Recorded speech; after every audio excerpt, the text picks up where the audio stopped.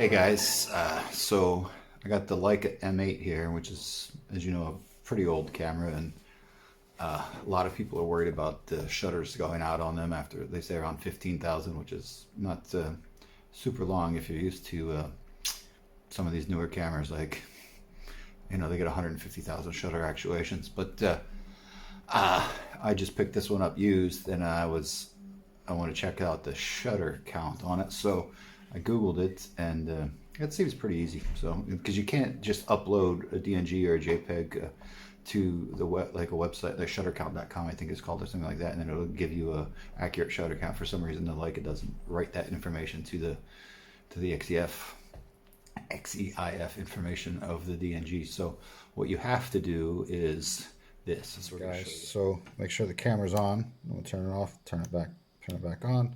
Got a red light. Get it lined up there with the camera. So to the right, 1, 2, 3, 4. To the left 3 times, 1, 2, 3. Put to the right once, and then info. And there you go.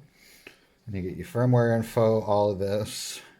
It's like, I guess is kind of like the test menu. So go down to the body debug, hit set, and then you can scroll down.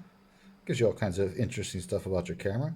But at the very bottom, next to the very bottom, is the number. You'll see it there, number of exposures. So this camera's got 15,461 exposures on it, which they say for one of these bodies is not so great. But I haven't had any trouble with it, and it's a great camera. I mean, for being a 15-year-old digital camera, it is a Leica, so it works pretty well.